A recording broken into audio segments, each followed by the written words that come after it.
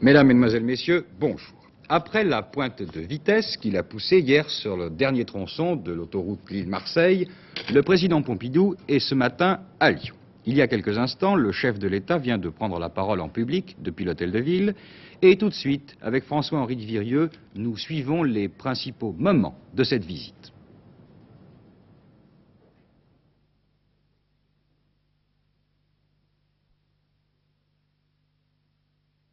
Instant, je pense, quelques secondes. Voilà.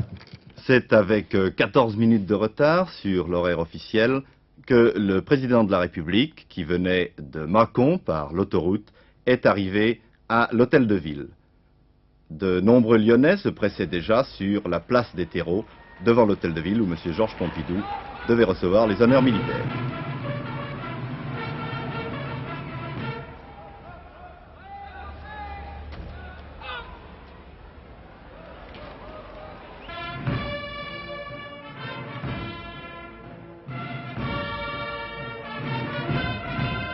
C'est, vous l'entendez, aux accents des allobroges que le président de la République passe maintenant en revue les troupes avant de se faire présenter les parlementaires du Rhône et le bureau du Conseil général.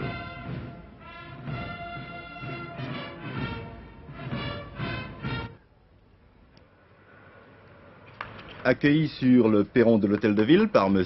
Louis Pradel, maire de Lyon, et par le préfet de région, M. Georges Pompidou, se fait expliquer les détails du plan de rénovation de la ville qui doit notamment permettre de faciliter la traversée du quartier de la gare de Perrache qui sera pratiquement reconstruit au-dessus du tracé urbain de l'autoroute Lille-Marseille.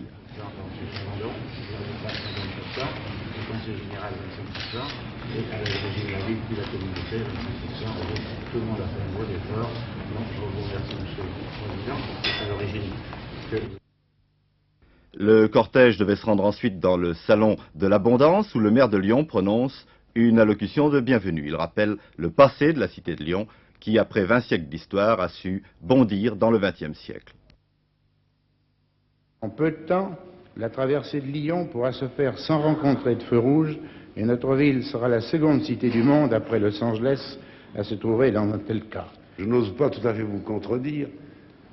Il me semble tout de même que la voie express rive droite sur Paris ne doit pas avoir de feu rouge, mais je ne le jurerai pas. Pour cet grand institut international du cancer que nous avons également décidé ensemble avec M. Marcellin, à l'époque ministre de la Santé, et dont j'espère, comme vous me l'avez demandé, j'aurai la possibilité de l'inaugurer. Et enfin, pour ce métro dont nous parlons, n'est-ce pas, à chaque fois qui fait figure d'un rêve et dont je comprends fort bien que vous ayez à un certain moment envie de voir le rêve se matérialiser. J'espère et je souhaite, et la présence de M. le ministre de l'Équipement sur ce point devrait vous servir, j'espère et je souhaite qu'à l'occasion de la mise au point définitive dans les prochaines semaines du 6e plan, nous aurons la possibilité de décider effectivement la mise en œuvre au moins de la première tranche du métro lyonnais. Il s'agit dans tous les domaines de créer sans détruire, de rénover en partant de ce qui est, et en commençant par la base, au lieu de prétendre imposer des superstructures technocratiques à nos structures traditionnelles. Il s'agit de fonder l'évolution et la modernisation de ces structures traditionnelles sur le principe de liberté individuelle et collective qui est notre règle d'or dans les rapports sociaux. Il s'agit en un mot d'organiser la démocratie locale en s'appuyant sur le libre choix de nos collectivités, choix que l'État se doit d'orienter par l'incitation et non d'imposer par l'arbitraire. À la base, nos communes, dont il est certain qu'elles doivent, en milieu rural, se grouper, en milieu urbain, s'associer étroitement et même se fondre, par le jeu des syndicats intercommunaux, des communautés urbaines, des fusions de communes aussi. À ces collectivités historiques, on doit donner le maximum de souplesse, de liberté et par suite de responsabilité. C'est le but de la politique de déconcentration, de décentralisation, de suppression de la tutelle, de réforme des finances locales, politique que j'ai invité le gouvernement à mettre en œuvre activement et obstinément. Il en est de même, tout naturellement, à l'échelle du département. Collectivité enracinée profondément dans nos habitudes nationales et qui doit rester le cadre privilégié dans lequel sont réalisés la plupart des équipements collectifs afin d'assurer une dispersion suffisante sans tomber dans le double emploi et le gaspillage. Afin aussi de servir de support administratif à ces villes moyennes dont je disais tout à l'heure que leur rôle doit aller grandissant. Et la région, dira-t-on? Eh bien, la région doit être conçue non comme un échelon administratif se surimposant à ce qui existe, mais avant tout comme l'union de départements permettant la réalisation et la gestion rationnelle des grands équipements collectifs. Elle est, pour les départements, ce que sont les syndicats intercommunaux pour les communes. Elle permet à l'État de déconcentrer les responsabilités en évitant de créer un écran supplémentaire, en même temps qu'elle permet aux départements de déléguer une partie de leurs attributions lorsque les questions en jeu dépassent le simple cadre départemental. Pour me simplifier, je dirais que la région doit être l'expression concertée des départements qui la composent, et non pas un organe de mise en tutelle de ces départements.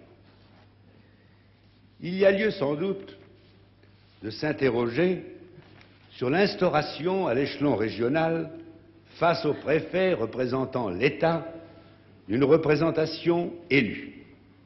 Il me paraît probable qu'au fur et à mesure qu'aura été mise en œuvre l'augmentation des libertés et des responsabilités de nos collectivités locales, une telle représentation apparaîtra nécessaire. Conçue comme une émanation de ces collectivités et complétée par un organisme de consultation des éléments sociaux et professionnels de la région. Guy Claes, envoyé spécial d'information première à Lyon, est maintenant en ligne. Alors, Guy Claes, après ce discours, il apparaît bien que nous venons d'entendre une confirmation de ces projets de réforme à propos des régions. Alors, que faut-il retenir? Eh bien, je crois que l'idée forte qui se dégage de ce discours, c'est la nécessité exprimée par M. Pompidou de, en quelque sorte, rééquilibrer la France. La rééquilibrer parce qu'elle souffre du déséquilibre entre la région parisienne, cette espèce de monstre, et les provinces, parce qu'elle souffre d'un excès de centralisation. D'où la nécessité, donc, de réactiver la vie, l'activité économique, partout, dans toutes les régions de France. Alors pour ça, il y a plusieurs sortes de mesures. Il y a d'abord des mesures pratiques, la première étant d'assurer des liaisons de telle sorte qu'aucune région ne puisse rester à l'écart. Et là, on retrouve ce fameux quadrillage autoroutier dont le président de la République parlait déjà hier. Et puis, il y a des mesures de décentralisation administrative. En premier lieu, la réforme des finances locales. Mais ce qui est le plus remarquable, sans doute, c'est que M. Pompidou veuille commencer ces réformes par le bas, c'est-à-dire par les communes. Donner donc l'impulsion d'en bas pour arriver petit à petit aux régions, en passant par les départements. Et quand la vie régionale sera une réalité, eh bien, il sera toujours temps d'envisager de donner aux régions des structures nouvelles, en particulier des assemblées élues, si le besoin s'en fait sentir. C'est la démarche tout à fait inverse de celle qu'avait proposée le général de Gaulle dans son référendum d'avril 1969. Le général de Gaulle, en effet, commençait par appliquer des structures nouvelles. Le président Pompidou, lui, ne propose pas de bouleversement, encore moins de révolution, bien sûr. Ce qu'il propose, c'est une évolution lente et régulière, d'où la vie régionale devra sortir de l'activité accrue des communes, et pour cela, il se prépare dès maintenant à prendre des mesures qui renforceront les libertés communales. Voilà, je crois, Jean-Pierre Lannes, ce qu'on peut retenir d'essentiel de ce discours. Eh bien, merci Guy Claes. Et je reviendrai maintenant sur une phrase que vous avez cité, Guy Claes, et qu'a prononcé hier le président de la République concernant l'autoroute. Il faut, a dit M. Pompidou, que l'autoroute quadrille la France et véhicule l'activité économique comme le système circulatoire amène le sang jusqu'aux extrémités. Et cette forme logique d'irrigation, en tout cas, n'est pas, vous le savez, sans poser, disons, certains problèmes. Et si des villes vont bénéficier très rapidement et très largement de cette meilleure circulation, eh bien, d'autres localités devront se transformer ou se modifier radicalement. Et je pense à Saulieu. Alors, Claude Carré et Christian Hiroux ont mené une enquête à deux volets. Côté positif, la ville de Beaune, et côté moins positif précisément, Saulieu. National 6, la route des vacances, l'échappée vers la Provence et les plages de la Côte d'Azur. Sur cette route, aux portes du Morvan, Saulieu, 3600 habitants, réputé pour ses spécialités gastronomiques. Ville-étape, Saulieu a bénéficié longtemps du flot des touristes qui empruntaient la Nationale 6. 10 à 15 000 voitures chaque jour avant octobre 1969, mais après l'ouverture de l'autoroute A6 jusqu'à Pouilly-en-Auxois, Saulieu est mis à l'écart. Et la circulation dans Saulieu a diminué brutalement, 4 à 5 000 voitures par jour seulement. Moins de voitures, moins de clients, un coup dur pour l'économie de la ville, un malaise qui a provoqué au début de l'année une crise municipale. Nous avons démissionné avec 8 de mes collègues du conseil municipal à la suite d'incidents divers et en particulier du malaise qu'allait causer à Saulieu l'ouverture de l'autoroute qui doit se réaliser à la fin du mois d'octobre. Est-ce que l'autoroute vous a retiré beaucoup de clients? Dans certains commerces, non. Dans d'autres commerces tels que les garages, les postes à essence et l'hôtellerie, il y a quand même une perte considérable. La clientèle qui fréquentait la Nationale 6 prend l'autoroute maintenant et par répercussion, tout le commerce local s'en ressent. Beaucoup de jeunes qui travaillaient dans les hôtels sont partis. Tout cela crée un malaise économique à Saulieu. Au point de vue pompe à essence, on a 50% de perte. Au point de vue client. Alors donc tous les clients qui sont à l'essence, en principe, sont des clients locaux. L'année dernière, donc jusqu'à l'ouverture, on travaillait très bien. L'autoroute est ouverte le 24 octobre à 13 h et à 14 h à Saulieu, il ne passait presque plus personne. Est-ce que cela a une influence très forte sur votre chiffre d'affaires? Oui, ça a une incidence de 50% sur toute l'année, l'hiver de 75% et l'été, on travaille normalement. Juillet ou septembre, c'était comme les autres années. Là, nous avons quand même licencié du personnel pour pallier à ces trous d'hiver. Au lieu de 11 employés, nous n'avons plus que 3. Et ces licenciements se retrouvent chez d'autres hôteliers? Oui, chez tous mes collègues, oui, c'est à peu près tous pareil. Certes, nous avons connu ce gros préjudice, mais maintenant, Saulieu doit surtout se tourner près du tourisme et j'ai justement foi en l'avenir et surtout avec le parc régional du Morvan qui est en train de prendre jour et qui d'ailleurs est déjà en bonne voie de développement et dans peu d'années nous aurons quand même une clientèle importante grâce à cela, aux gens qui viendront facilement dans la région et aussi aux résidences secondaires qui viennent de plus en plus nombreuses. Eh bien, de toute façon, je pense qu'on pourra maintenant savourer à Saulieu, outre les meilleurs repas et les meilleurs crus, le calme retrouvé, le stationnement facile d'une ville et d'un Morvan aussi d'ailleurs favorable désormais au week-end. Les problèmes se posent différemment, quelques kilomètres plus loin, toujours par l'autoroute, mais pour la ville de Beaune. Beaune va devenir en effet, dans quelques temps, l'un des plus importants centres routiers français. Voici le second volet donc de cette enquête. Une soixantaine de kilomètres de Saulieu, mais cette fois sur l'autoroute A6, Beaune. 18 000 habitants, ville de petites industries, Beaune est d'abord la capitale du vin de Bourgogne, et les touristes qui viennent déguster les crus de la région s'arrêtent un moment pour visiter les célèbres hospices. À égale distance de Lille et de Marseille, Beaune se situera dans quelques années à un carrefour autoroutier très important. Deux autoroutes, l'A36 et l'A37, seront raccordées à l'autoroute A6, ouvrant les portes du nord et de l'est de la France. Cela représente pour la ville un effort, 3 millions de frais en voie de raccordement, mais également un espoir, grâce aux facilités de communication, de nouvelles industries viendront s'installer dans la région. Et bien sûr, la municipalité prépare déjà ses futures implantations industrielles. Nous avons deux zones industrielles à Beaune, une de 25 hectares qui est à peu près à moitié meublée, et une autre, la grande zone industrielle qui va être libérée par la société autoroutière, et qui va nous libérer 80 hectares qui permettra à Beaune de recevoir des industries plus importantes et qui est reliée, elle, à la voie ferrée. Bon, de nouvelles industries, ça demande une nouvelle main-d'œuvre, donc de nouveaux logements. Oui, mais nous y avons pensé. Nous avons une ZUP qui est opérationnelle dès cet automne et qui est prévue pour construire 1000 logements en 5 ans. C'est bénéfique pour Beaune parce que ça va changer l'environnement, ça va amener des structures d'accueil nouvelles et puis pour tout le monde, pour les cadres, pour les ouvriers, je crois que c'est bénéfique. Cette autoroute, eh bien, elle va nous amener le flot des Parisiens. Les Parisiens, ils sont plus loin maintenant, ils sont à moins de 2 heures, n'est-ce pas? Par conséquent, ils s'arrêteront dans ce relais et automatiquement, ils auront envie, au bout d'un certain nombre de voyages, de visiter cette région qui est extrêmement riche à toutes sortes de points de vue. Vous êtes déjà préparé à recevoir plus de visiteurs qu'auparavant? Oui, sans aucun doute. Nous en avions environ 150 000. Eh bien, je ne serais pas étonné que dans 2 ans d'ici, nous atteignions les 300 000 très facilement. L'autoroute semble donc apporter à Beaune ce qu'elle a enlevé à Saulieu, le rôle de ville-étape par excellence sur la route du Midi. Mais Saulieu garde ses chances car nombreux seront les promeneurs, les vacanciers, qui souhaiteront échapper un moment au rythme de l'autoroute. Les fêtes de la Toussaint vont commencer ce soir pour les écoliers et les lycéens, un week-end qui s'annonce exceptionnellement beau pour la saison.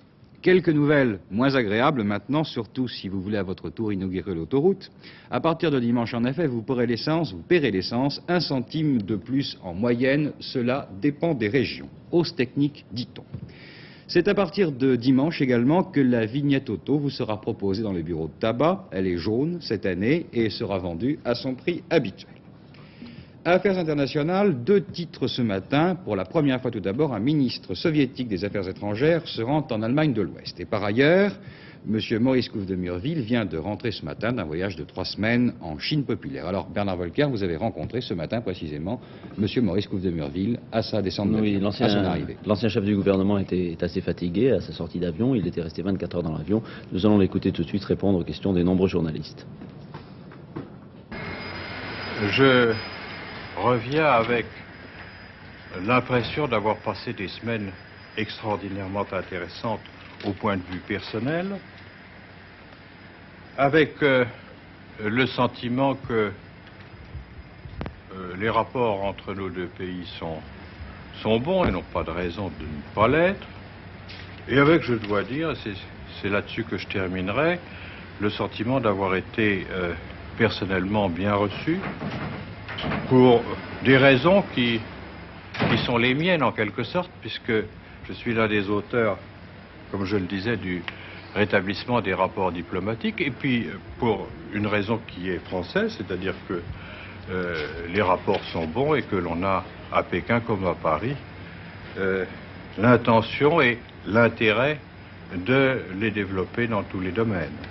Quelle impression vous a fait le président Mao?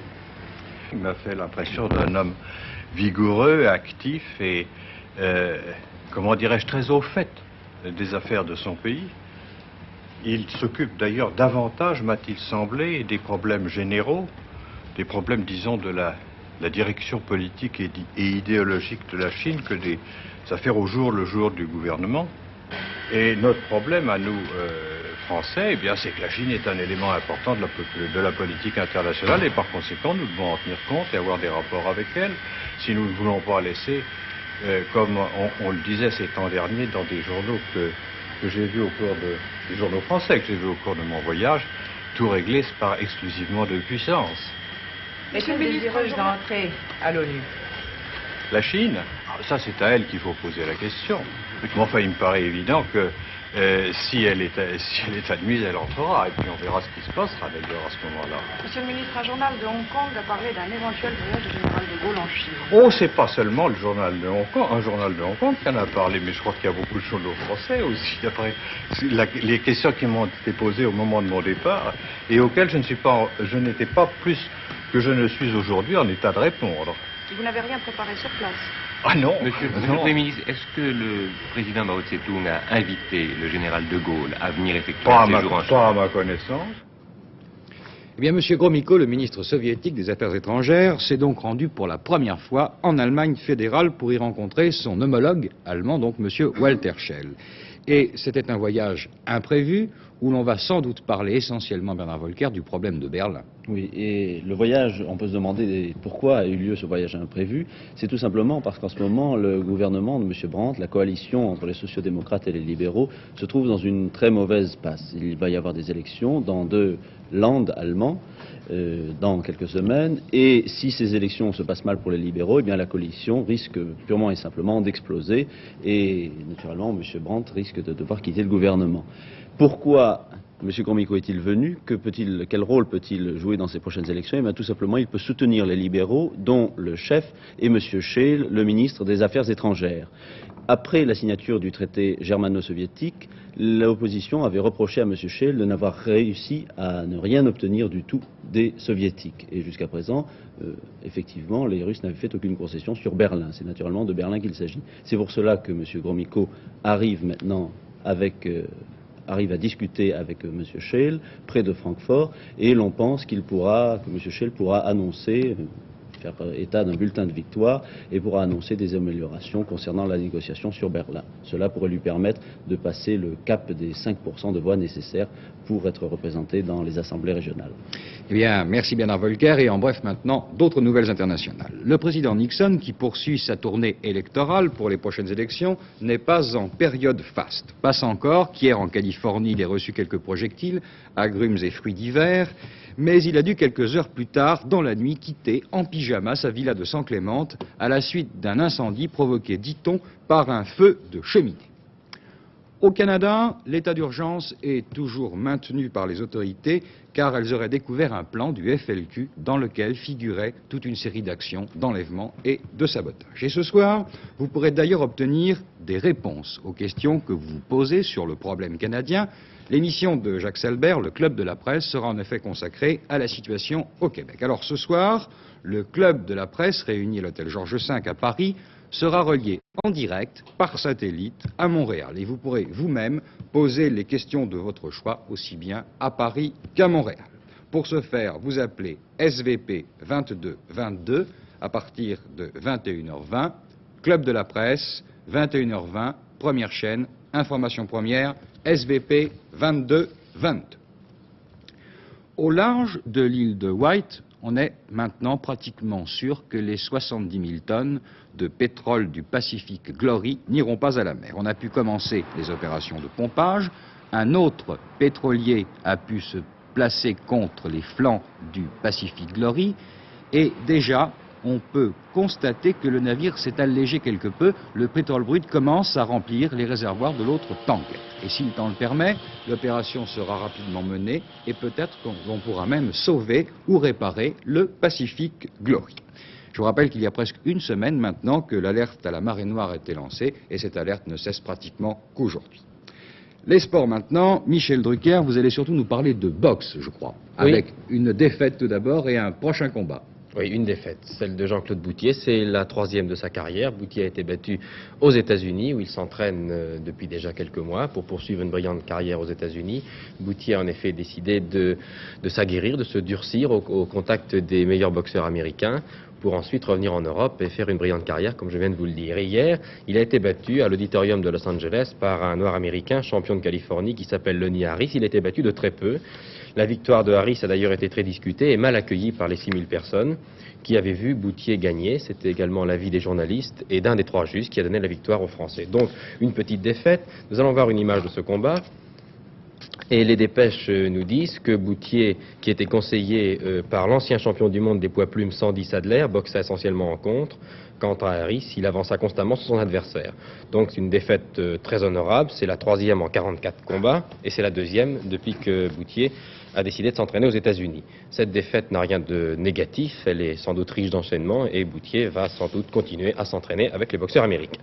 Quant à Ménétré, vous le disiez il y a un instant, Jean-Pierre Lannes, eh bien, c'est aussi un grand espoir de la boxe et il essaiera de faire mieux que Boutier ce soir à Marseille. Il a plus de chance. Ce ne sera pas très facile car il affronte un Hollandais qui répond au nom de Fighting Mac, qui n'est pas le premier venu puisque Fighting Mac a été champion d'Europe des poids welter en 68. Nous vous présenterons demain dans notre journal de 13h un résumé filmé de ce combat. Boxe toujours, 3 jours après sa rentrée extraordinaire sur le ring d'Atlanta, Cassius Clay a déclaré qu'il avait accepté de rencontrer le poids lourd argentin Oscar Bonavena avant de retrouver et de s'attaquer à Frazier. Et si Bonavena est un bon boxeur, il est surtout très sûr de lui, puisqu'il a déclaré, je cite, qu'il laissera Cassius Clay dans un état plus lamentable que s'il avait accepté d'aller au Vietnam. Cette déclaration n'empêche pas Clay de dormir et de jouer ici avec sa petite fille Myriam dans les studios de la compagnie américaine CBS, avant de commenter pour les téléspectateurs américains le résumé filmé de son brillant combat contre Quarry. Il est vrai qu'en matière d'injures et de défis, Clay n'a absolument rien à apprendre. Pour en terminer, football, 13e journée du championnat professionnel. Elle se poursuit ce soir avec deux rencontres très intéressantes. Angers, le 12e, contre Sochaux, classé 5e, et Nancy, classé 7e, contre Nice, 10e. Voilà, Jean-Pierre. Merci, Michel Drucker. Vous connaissez maintenant sans doute l'invité de Jacques Legris qui vient vous présenter son nouveau livre. Cet invité, c'est Brigitte Friangle, grand reporter, aussi bien dans toute la presse qu'à la télévision. Brigitte Friangle, quand on lit votre livre dans lequel vous racontez vos expériences de résistante, de déportée, et ensuite de journaliste correspondant de guerre, il y a un thème qui s'impose à l'esprit, c'est celui de la peur. Oui, bien sûr, parce qu'en fait, j'ai passé ma vie à avoir peur.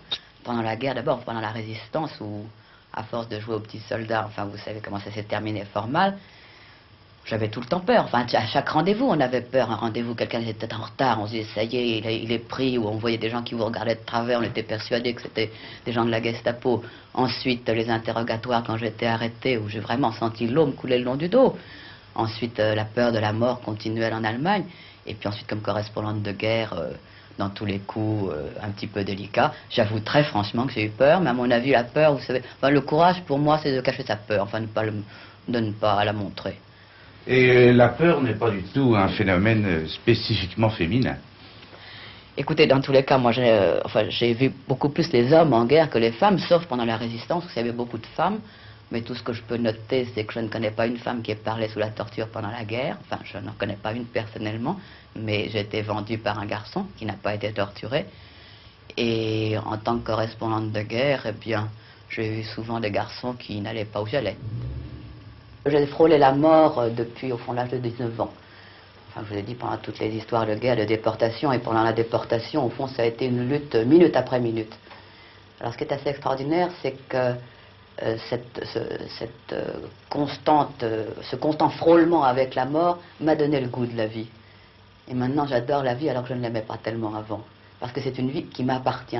Une vie que j'ai complètement forgée. Je dis dans mon livre, je la dois à personne, ni à ma mère, ni à Dieu, ni à diable. C'est moi qui me la suis octroyée. Et ce qu'on a conquis, on l'aime. Troisième thème, la fraternité. Oui, la fraternité est un thème très important dans ma vie. D'abord, je l'ai très violemment ressenti pendant la résistance. Et ensuite, c'est grâce à la fraternité que je suis sorti de camp de concentration, parce que j'étais très grièvement blessé. Et ce sont plusieurs camarades qui m'ont sauvé dans cet univers de loups qu'étaient les camps de concentration. Vous savez, quand les gens ont faim, au point où nous avons eu faim, les gens deviennent vraiment des loups entre eux. Et cette fraternité, cette recherche de fraternité qui m'a porté à repartir comme correspondante de guerre pour l'Indochine. Parce qu'en fait, qu'on soit un homme ou une femme, d'ailleurs, ça n'a aucune importance. La fraternité, c'est la mort affrontée en commun, comme a dit Malraux. Je rappelle donc le titre, Regarde-toi qui meurt, Brigitte Friangle.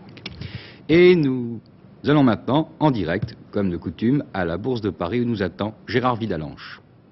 Bien, la Bourse n'a pas trouvé son second souffle.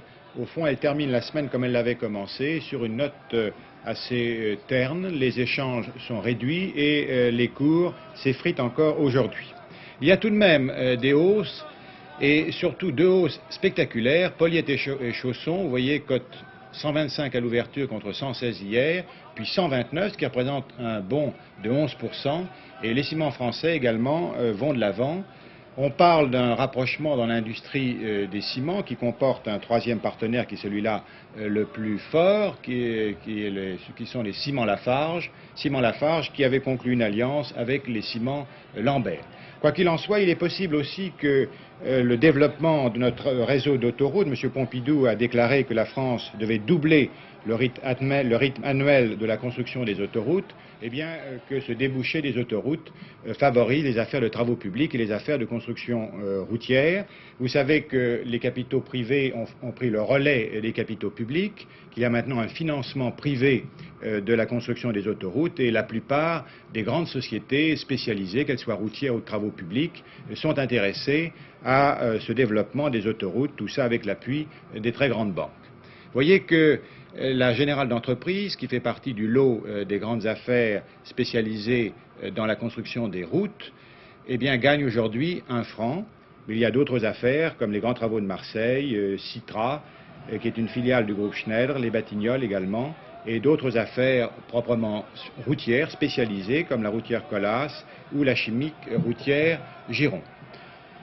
Du côté des banques, alors là c'est la déception. Quand on fait le bilan de la semaine après la libération de principe de crédit, puisqu'on attend toujours les mesures précises qui vont être prises après le désencadrement du crédit, eh bien la plupart des établissements sont en baisse, de Loca France par exemple, spécialisé dans le crédit bail, au comptoir des entrepreneurs qui pourtant devraient, comme le Crédit foncier de France, bénéficier d'une certaine relance du financement de la construction immobilière.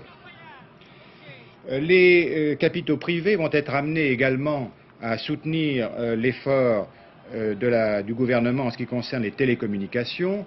Vous savez qu'une société privée, Finextel, a déjà lancé dans le public des actions et a réussi à drainer 400 millions pour aider à l'équipement des télécommunications. Eh bien, M. Gallet vient d'annoncer qu'une seconde société, la société Codetel, réunirait également des capitaux privés pour aider les PTT à financer leur programme d'équipement. Codetel sera créé à l'initiative de la Banque nationale de Paris et également de la financière de Suez. Et en 1971, les deux sociétés réunies vont apporter 800 millions, ou se proposent de réclamer à l'épargne 800 millions pour ce financement des télécommunications. Du reste, il faut insister sur ce point, le budget des PTT sera accru en ce qui concerne les télécommunications de plus de 30% en 71 par rapport à 70. Vous voyez que dans la construction électrique, il y a également quelques baisses. Aujourd'hui, c'était surtout la Thomson qui a baissé à la suite de ventes, d'un ordre de vente émanant de l'étranger. Encore un regroupement dans l'industrie textile. DMC annonce un rapprochement avec la société Valaert qui représente un chiffre d'affaires d'un peu plus de 70 millions, société spécialisée dans l'industrie de la mercerie et de la bonneterie. En ce qui concerne Mokta et le nickel, dont les cotations maintenant sont simultanées, vous voyez qu'on répète pratiquement les cours de la veille, 260 pour le nickel, 227 francs 60 contre un peu plus de 228 sur Mokta. Une nouvelle tout de même favorable, enfin, du côté des grands magasins. Il se confirme bien qu'en septembre, il y a eu une reprise des ventes dans les magasins, puisque le printemps annonce pour septembre une progression de 13% sur les ventes des grands magasins Haussmann et de 17% en ce qui concerne les magasins de la société et de ses filiales en province. General Motors perd 1,50 franc. Eh bien, la société vient de déclarer la perte la plus importante depuis sa création il y a 62 ans. C'est une conséquence de la grève à la General Motors. Pour les 9 premiers mois de l'année, le bénéfice de la GM est amputé de 40%. En ce qui concerne les concurrents, eh bien Ford, il y a également une baisse des bénéfices de l'ordre de 9%. Sur le marché de l'or, alors là, la baisse se poursuit. C'est un marché vraiment très heurté. On peut parler des foucades du marché de l'or. Aujourd'hui, le lingot perd 90 francs à 6 645. Le Napoléon, qui n'avait pas monté, est plus résistant puisque le Napoléon ne perd que 40 centimes à 57 francs. Il semble que l'on s'attende maintenant, je vous en avais parlé, de ces fameuses ventes de l'Afrique du Sud. Eh bien, il semble bien que l'Afrique du Sud se propose d'ici à la fin de l'année d'écouler un certain stock d'or au FMI. Ceci pour combler le déficit de la balance des paiements de l'Afrique du Sud. Eh bien, il est possible que cette nouvelle ait entraîné, en quelque sorte, ce repli sur le métal jaune. C'était la Bourse de Paris. À vous les studios. Eh bien, ainsi se termine Télémidi. Merci de nous avoir prêté attention.